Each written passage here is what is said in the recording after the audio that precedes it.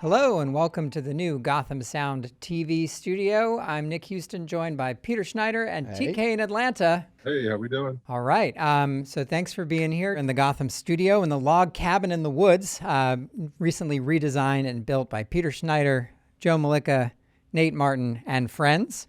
Nicely done. Oh, yeah.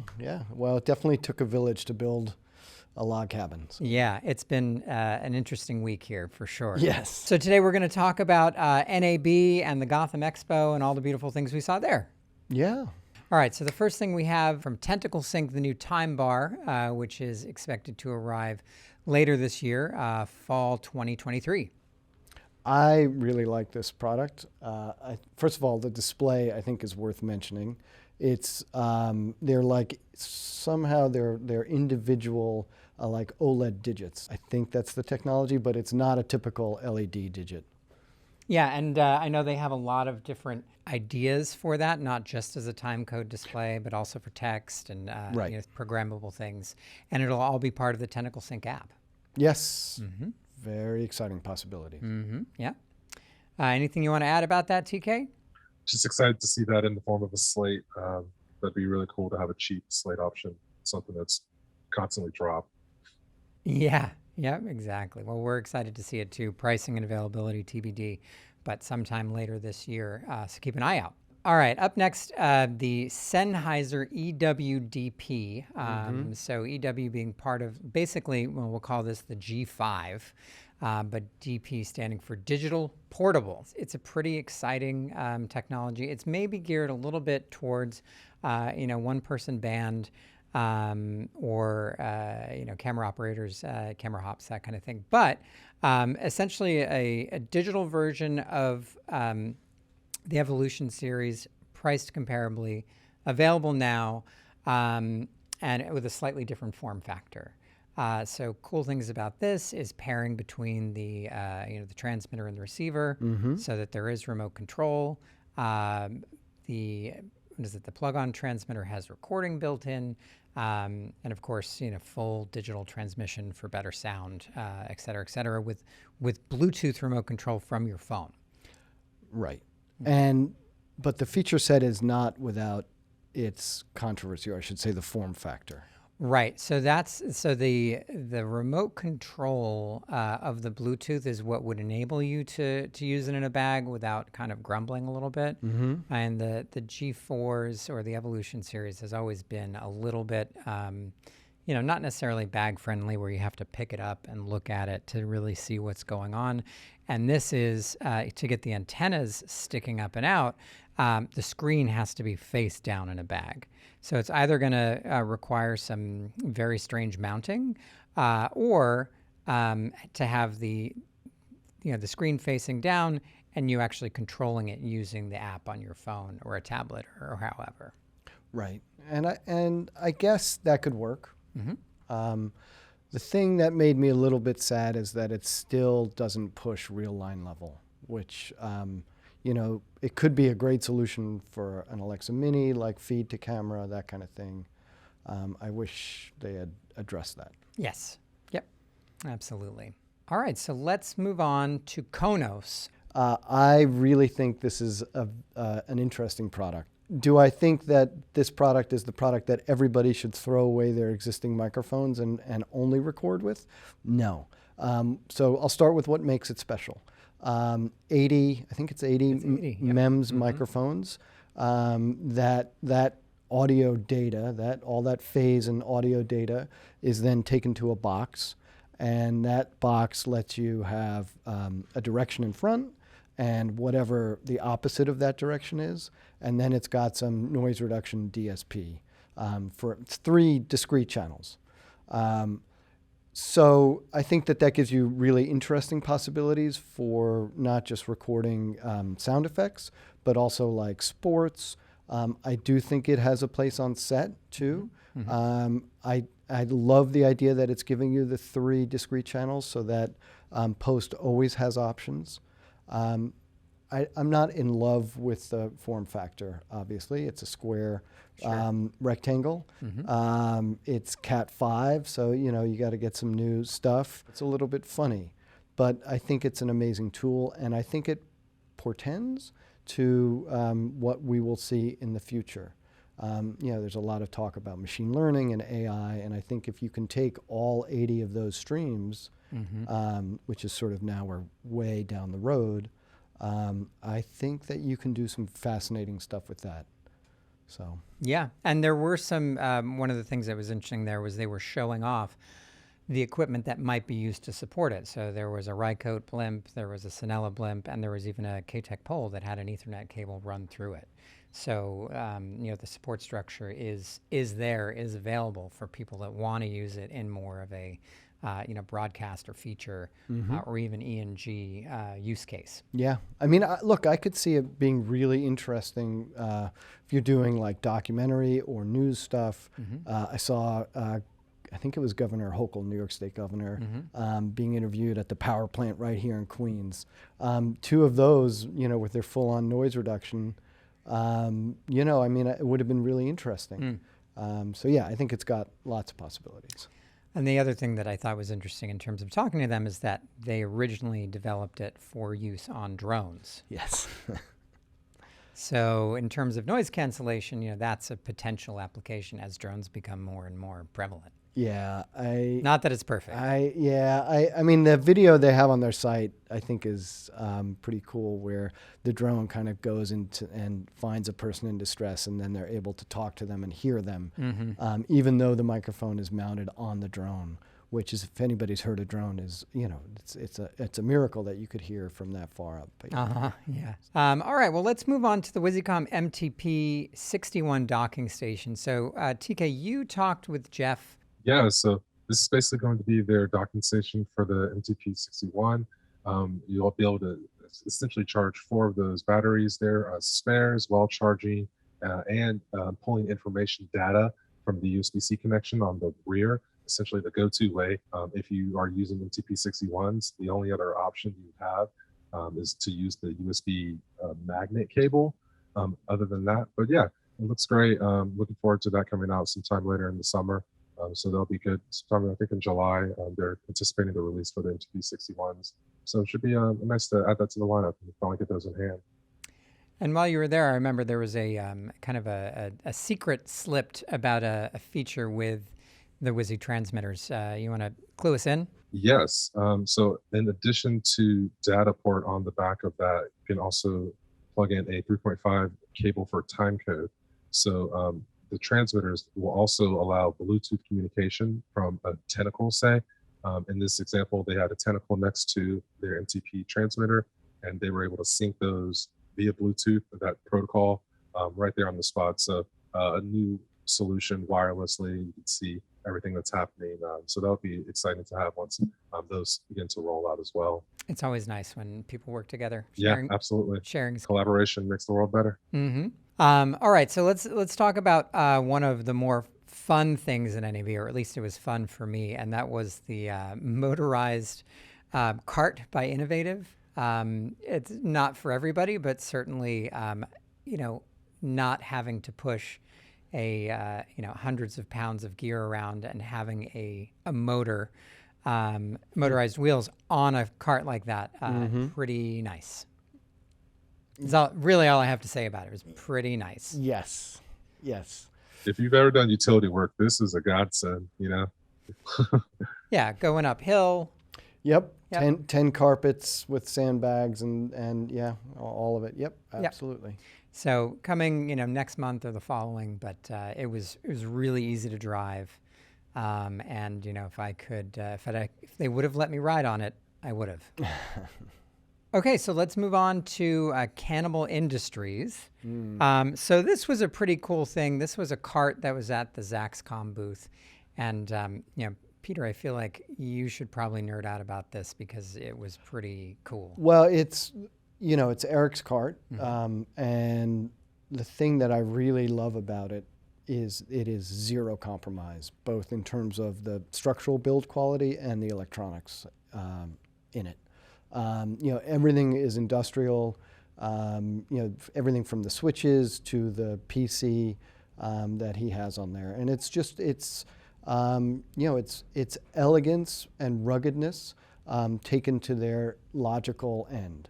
And so, yeah, it's elevated to a thing of beauty, I think. Yeah, I agree. I mean, certainly having an integrated PoE switch and being able to power an RX-8 remotely, having an onboard computer to run, what is it, Nova Touch, Right.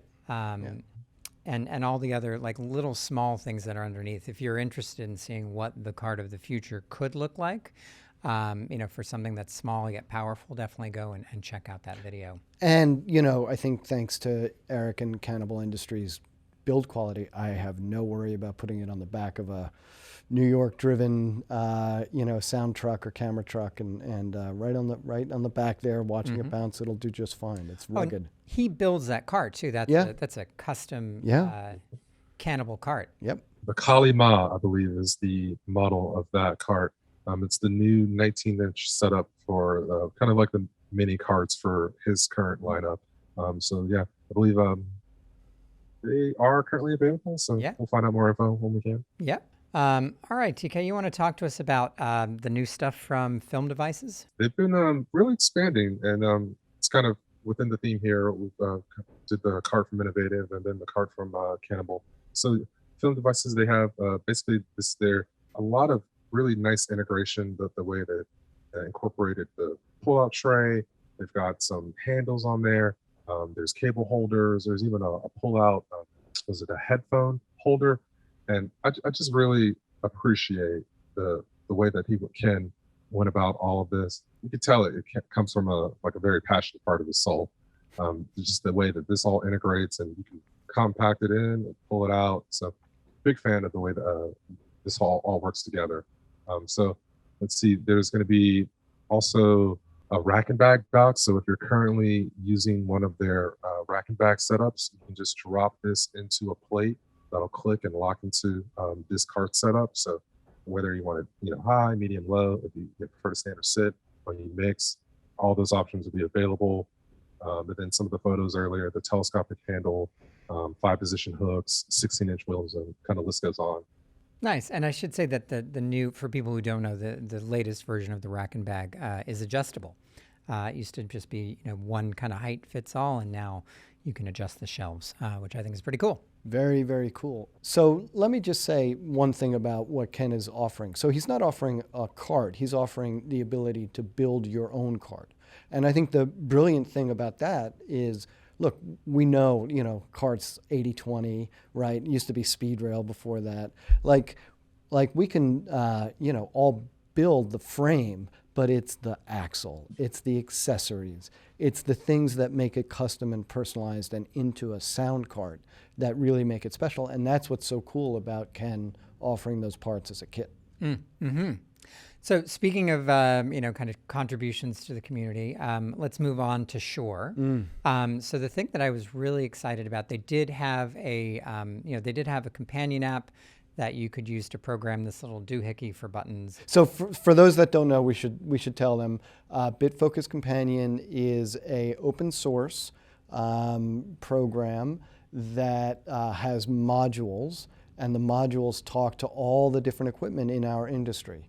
And it rides on top of the Stream Deck, which is this sort of matrix of LCD buttons. Right, this thing over here, yeah. It's important to know, too, once you go down this rabbit hole, I've been pretty far down, you don't need the Stream Deck. Like people do Raspberry Pi touchscreens. It built in is a web page, right, TK? I know you're... Well, you can use an app on your phone. So like it's the world is yours at this point. Like once you get the wrapper in there between whatever you want to do, it's great. Yeah, it's really exciting. And that's part of the challenge, right? Is like taking all of these possibilities and then distilling it down to what is practical in a production environment. Just while it's on my mind, sure. We should also note that Aton recently announced they have Stream Deck compatibility. Yeah. Anyways. And so the other cool things to come out of Shure is the new Wireless Workbench 7, which is not available just yet. It's in beta. But Wireless Workbench 7 has two features. Number one is, dark mode. And then number two is the RF depository or database. Right. So that's, people across the world can do scans and upload them and share them with wireless Workbench 7 users, and you can have access to all of that scan data so that you can make a plan before going into another city, country, continent, whatever, which I think is, it's a free thing. So I think that's very useful potentially for everybody. Absolutely, yeah. No, it's I already have taken advantage of it. I mean, it's really very cool. Nice, excellent. And then, this was something that that Ben previewed. I think it was just a 3D print, but it was a little sleeve for the ADX 5D, just to make it smooth so it doesn't get hooked on things in a bag, which was neat. And I think the programming or the printing file is available for download, so you can print your own. I really love this whole DIY aspect that's showing up in our industry. Yeah, it's really great. Yeah. All right. So let's move on to Schoeps. So the new thing from Schoeps is an old thing. And by that, I mean it's a 75th anniversary edition of some of their most popular mics. They are, as you can see, in that very nice black color. It's a V4U and a pair of CMC 6.4s, and there are only 75 available. They did have a raffle, I guess, at NAB, and I haven't heard if I won yet, but I hope I do, because I think it looks cool. Keep refreshing your I know, inbox. right? Yeah, Exactly. yeah. Where is it? It's hard to believe that Schoeps has been around for 75 years. Yeah, yeah. They did not show something that everybody really was asking about, which is their is it called the CMC AES or what? It's going to be a CMC Digital version. Digital, yeah. They're still working on it. I know that there have been parts issues and they've had to re-engineer it, and basically they've said like they're not going to release it until it's perfect. So that's probably a next year thing, as I understand. But it is a real product. It's going to be a real product. I've heard it beta tested, or I've seen it being beta tested. Yeah. Good. So coming. Period. Coming. All right, let's move on to Ambient.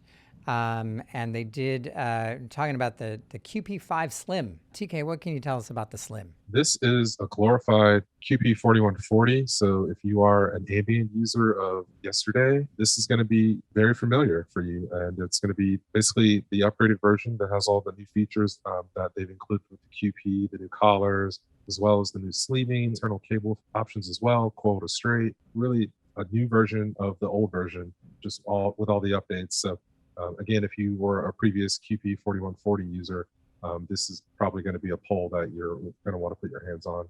And Ambient did talk about some other things on their videos. So if you're interested in more Ambient stuff, specifically the Locket Network or Locket Plus, definitely check out that video because there's some cool integration stuff there. Right.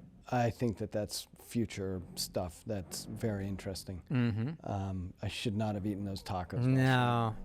For those of you who may or may not hear anything in the background, and we are having some work done to the outside of the Gotham building, so it does not leak ever. So what you're hearing is not actually Peter's stomach. It's some drilling against brick. All right, so let's move on to Viviana. Some cool stuff from Viviana, including a cloud update. Yeah, so you can now connect a USB drive, like a stick drive or an SSD drive, anything of your choosing essentially, and record or send that data from the Viviana cloud to that separate drive, while it's also pushing that information to the cloud so that you can have an editor or whoever's on the other side access that information and start editing, getting to work on that. And it also includes Zax Convert, which I was somebody else told me about, and I was very surprised and thought was very cool. Yeah, super cool. Yeah, you Marf lovers. I love what he's doing. Yeah. I mean, Daniel and those guys are great. Yeah. And then in terms of other things, there's the ADX1M straps. So it's kind of an odd-sized and oriented transmitter. It would fit sideways in other pouches, but now they're making pouches and straps that are slimmer and wider to accommodate the specific size of the ADX1M, which they're coming soon. And then one thing that I thought was really cool was the extreme strips, which are basically the Viviana skin that have a piece of metal, so they're bendable, so they can maintain shape. It's great. It's what we used to build with moleskin and paper clips and stuff to kind of like, push out clothing a little bit. Yeah, it's good. For an apron? Yeah, no, it's great. You can make something pliable. I think only previous thing was like a wire rig from another company. Yeah. Up until now, so it's nice to have more options on the market. Yeah. So let's move on and talk about ClearComm. And Peter, I know you're a big, comms person, integration person. What would you like to say about ClearComm? And the thing that I'm excited about that they talked about publicly is they are going to integrate Agent IC into the Arcadia. So what does this mean? The Arcadia is their kind of Swiss Army knife of communications, on-set communications. It can do free speak. It can do HelixNet. It can do two-wire intercoms. And now it can natively, or will with this update, be able to host remote communication. So app on your phone, app on your computer. The Arcadia will be that server. So it's really got some interesting possibilities. Before, you had to use a breakout box like the LQ, and then you had to go 4-wire into your comm system. And I always found that really inelegant to go digital compression to analog, then back to digital again. So natively, it'll all be inside. Oh, I also should say Arcadia has Dante too built in. Right, So I mean, literally you have all these sort of unlimited possibilities now. The other thing that ClearComm showed was the Equip, which is a kind of lightweight system that runs at 5 gigahertz. It's interesting. It's got that sort of central unit, and it's got sort of antennas that are over. I don't think it's IP, but they do connect to the Equip base station. So yeah, it's got potential. 5 gig, I think, is problematic on film sets, or can be without careful coordination. I will say that ClearComm stuff does, work well with others in that regard, in terms of like understanding what's on the air and avoiding interference. But yeah, interesting to see. Cool. All right, let's move on to Deity. So this was probably the most popular video that we did at NAB, because they had a lot of stuff. First and foremost, they have their, to go along with their battery distribution, they have their own batteries. And in terms of a charger, they have this very cool DQC1 battery charging dongle. And basically what it is a USB-C charger that can charge a smart battery plugged directly into it, or can actually go the other way and output USB-C from the dongle. So in terms of people having smart battery systems already, having this as a very tiny travel charger or backup charger, it's kind of a no-brainer. I have to say, anybody that's done any traveling knows that you can find proper USB-C batteries at any place where travelers congregate, right? So, your batteries get lost or they get pulled by TSA or whatever.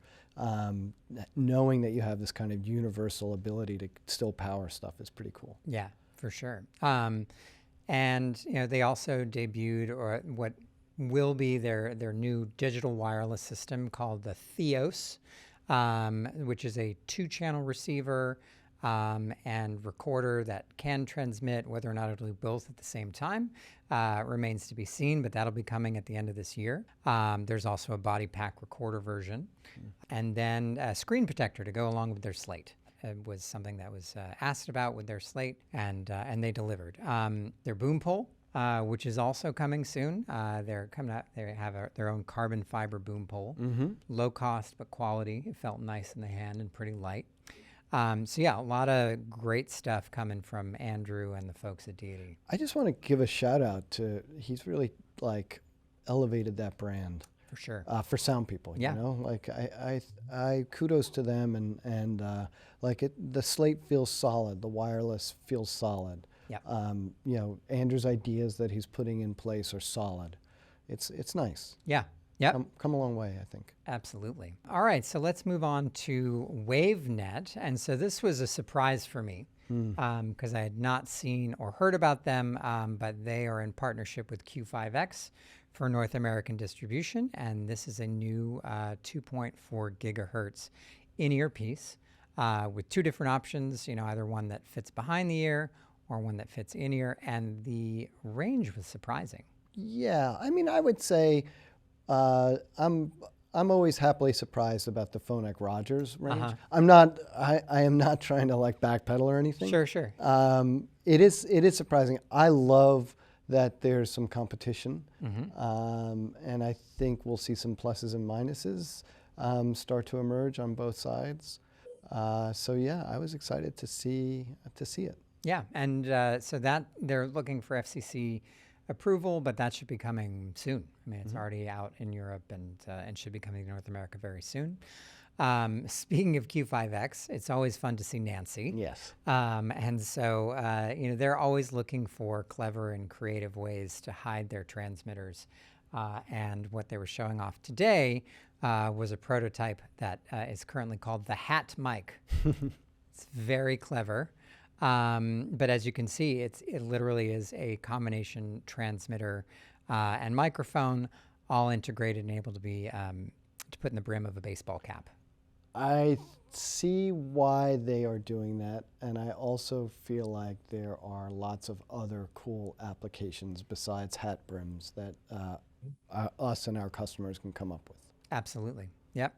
But having that kind of all-in-one form factor certainly gives you a lot to do. Yep. All right, great. So let's move on to Zoom. TK, what can you tell us about the UAC 232 interface? Okay, so this is a 32-bit float interface. It's portable, has a Bluetooth app for controlling, has some mounts on there. You can loop through some straps to mount that however you'd like. There's a 3/8 tap in there if you choose to do it that way. So yeah, like I said, USB-C powered. It has loopback. Application-wise, you can give it to a producer or another above-the-liner, remote them into a set situation, and the mix minus from the loopback will allow them to hear whatever that it is that they need to hear. And then so you can also use it like a utilitarian purpose with so these guys in the UK, they build drop boxes out of ammo boxes, and they just you can record wild sounds or anything like that, and so it's pretty cool. Now it's an interface, it's not a recorder, is that right? And yes, that's correct. You would need a recorder in there. It is an interface only, but add a recorder of your choosing and you have a pretty cool solution. Okay, awesome. So moving on from Zoom to Zaxcom, keeping it with the Z's. So Zaxcom had a bunch of cool stuff. We already talked about the Cannibal Industry cart. They had a hook showing off how much the Nova rig could weigh. That we're featuring the RX8 remote control, which is basically an app or a web browser that allows you to control the RX8 remotely. So for those people who are PoEing their RX8 on set and want to be able to make changes, this is that. This will do it. Cool. Yeah, it's very neat. Coming out with little features to make things easier and more better. Is it web-based? How does it work? I believe it's web-based. Okay, that's good. That's good. So hopefully you. I'm looking at it there, and it certainly you looks like a web browser. Yeah, because I don't like the idea that everything you have to have an app for everything. Right. Yeah, I know that previously some companies will only be iOS, and some will only be Android, and some will only be PC, and having it web-based allows it to be agnostic, which is great. Yes, it is. All right, so let's move on to RME and the 12 mic D. So here's what I love about the 12 mic D. It is 12 Dante remote controllable mic preamps that run on AC and, for us, DC. So yeah, I mean, I think it's a home run. And speaking of which, it's a web control as well. Got it. So you see the 12 analog inputs on the front, Dante and Maddie and word clock and ADAT. Wow, there's a lot on the back. And then obviously the AC switch and looks like 12 volt on probably a 2.1. Yeah. Would be my guess. That's typically what RME do. Yeah. Nice. All right. And last but not least, because they were actually the first live stream that we did, let's talk about Lectrosonics. So in terms of new stuff, we're really kind of the theme has been about building out the kit, making sure you have the accessories to make it work. So one of the first things that they showed us was the new UMC WBD, and that is a kind of a universal rack mount. So you can slide any of their receivers and really any slot receivers into there with different adapters and have antenna distribution and power distribution and DC power it from a rack. So if you wanted to, let's say, use DSR4s, where I know there's a customer that's going to have 4 DSR4s, you can have 16 channels in a single rack mount. Obviously, all of the power and antenna distribution are taken care of, and then it just becomes about outputting the audio however you want to output it. So that's a pretty neat and an easy way to do it. Also keeps it neat. And then they have a bag frame, or actually 2 bag frames, bag frame 2 and 3. Coming soon, and again, this is just for neatness and cleanliness to keep things from moving around in a bag. These are not available yet. I check in with them weekly, but they are coming soon. Cool. Yeah. And then last but not least was they showed off the DSR2 redesign. So the original DSR2 was more like an SRC with digital guts. Now what the DSR2 is like a DSR4, but with 2. Yeah, I just wanted to pause to let that land. I don't know if it landed or not. But yeah, it has now an updated faceplate and screen to look like the DSR4, and it has the almost the exact same insides as the DSR4 for better performance than what they would have seen on the original DSR2. So that the overhaul has delayed things a little bit, so we expect the DSR4 later this year. But we do expect it to be better and worth the wait for people that want a 2-channel receiver. And the previous accessories work with that receiver as well. So all the SRC accessories will function with that receiver. Yep. Oh, yeah. Good point. Yeah, that's cool. Yeah, direct upgrade. And you get the TA5 on the front. Yeah, no more 5P ever. Sorry. Yeah. No more 5P. That was a ever. pain. I know. Yeah. Not never now. Okay, great. Well, listen, guys, it was really a pleasure spending time with you both at NAB and at the Gotham Expo. Is there anything that you want to add about either of those experiences this year? Well, I think it was good to see people back, and NAB, and both were as crowded as I've ever seen it. I have a question for the group, starting with you, Nick. Okay. What is going to be your favorite product that you are going to see at NAB 2024? Oh, man. The new Senkin microphone. Yeah, so this was teased at the Senkin booth. We don't have any pictures of it, but certainly that will be a hotly anticipated item. I'm going to call it the COS 22 because I have no idea what it will be called. But if you guys use it, I would like 5 cents per lot sold, please. And TK, what is your favorite product that you're going to see at 2024 NAB? No, that's a hard one. I'm not sure if it's who it's from, honestly. That's a tough one. I may need to come back and add this to the comment section. Unfortunately, Nice. That's a great thing. Yeah, if you have any comments on that, put it in the section. Let us know. either a small version of the box from Konos or an actual slate, a throwaway slate from Tentacle. I am looking forward to seeing an all AI audio recorder. Yikes. Oh my God. Yep, it will fill in the dialogue when it's not good on set. Wow. Imagine what it'll do for our little videos.